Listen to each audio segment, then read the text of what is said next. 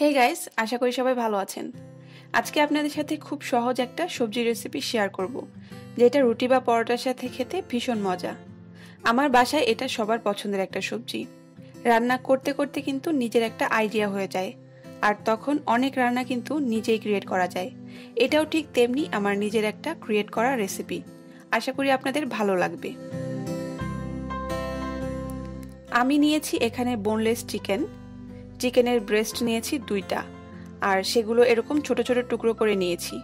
Add করছি সামান্য লবণ, 1/3 টিস্পুন গোলমরিচ গুঁড়া, হাফ চামচ আদা রসুন পেস্ট, দিয়ে দিচ্ছি 1 টেবিল চামচ রান্নার তেল।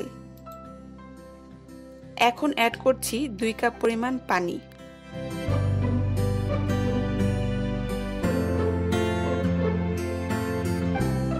এবার এই চিকেনটাকে আমি 10 মিনিট মিডিয়াম ফ্লেমে রেখে বয়েল করে নিব।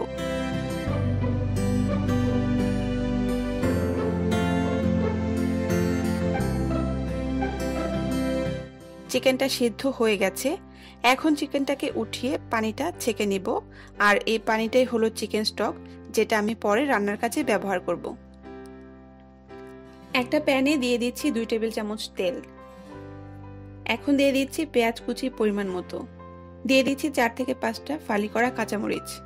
এবার এগুলো কিছুক্ষণ ভেজে নেব। হাফ চামচ আদা রসুন বাটা দিয়ে ভালোভাবে মিশিয়ে তারপর দিয়ে দিচ্ছি হাফ চামচ হলুদ গুঁড়া, ধনে গুঁড়া হাফ চামচ। আর এখন মশলাটা একটু কষিয়ে নিচ্ছি। 2 থেকে 3 মিনিট কষিয়ে নিয়ে দিয়ে দিচ্ছি মিষ্টি কুমড়া, আর সাথে দিয়ে দিচ্ছি পুঁই শাকের ডাঁটা।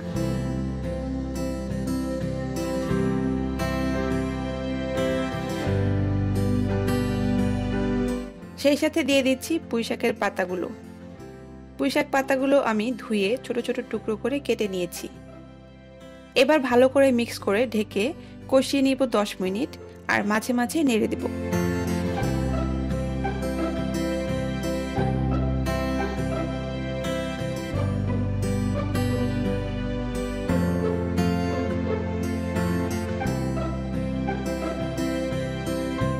প্রায় 10 থেকে 15 মিনিট পর এই যে পুঁই শাক আর মিষ্টি কুমড়া সিদ্ধ হয়ে গেছে।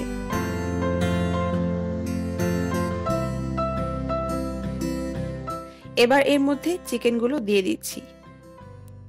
চিকেনগুলো আমি হাত দিয়ে ছিঁড়ে ছোট ছোট টুকরো করে নিয়েছি। আপনারা চাইলে এই রান্নাটা চিকেন ছাড়াও করতে পারেন, তবে চিকেন অ্যাড করলে এর স্বাদটা দারুণ হয়।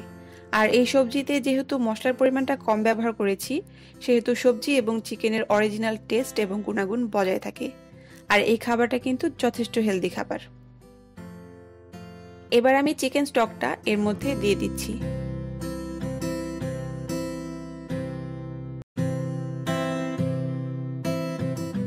স্বাদটা একটু ব্যালেন্স করার জন্য 1 চামচ চিনি দিয়ে দিচ্ছি।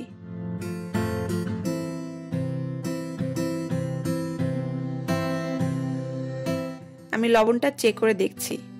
হ্যাঁ, লবণটা একদম পারফেক্ট আছে। এখন ঝোলটা মাখা মাখা হয়ে গেলে তারপর নামিয়ে নেব। অবশ্যই রেসিপিটি ট্রাই করবেন, আর বাচ্চাদেরকে এই খাবারটা দিতে পারেন। খুবই হেলদি একটা খাবার। আমার রেসিপি ভালো লাগলে চ্যানেলটিকে সাবস্ক্রাইব করার অনুরোধ করছি, আর বেল আইকনটিতে অবশ্যই ক্লিক করে রাখবেন। এতে করে আমি নতুন কোনো রেসিপি ভিডিও আপলোড করলে সাথে সাথে আপনার কাছে নোটিফিকেশন পৌঁছে যাবে। ভিডিওটিতে লাইক দিতে ও কমেন্ট করতে একদম ভুলবেন না। সবাই অনেক অনেক বেশি ভালো থাকবেন, আর আমার ভিডিওটি এতক্ষণ দেখার জন্য আপনাদেরকে অনেক ধন্যবাদ।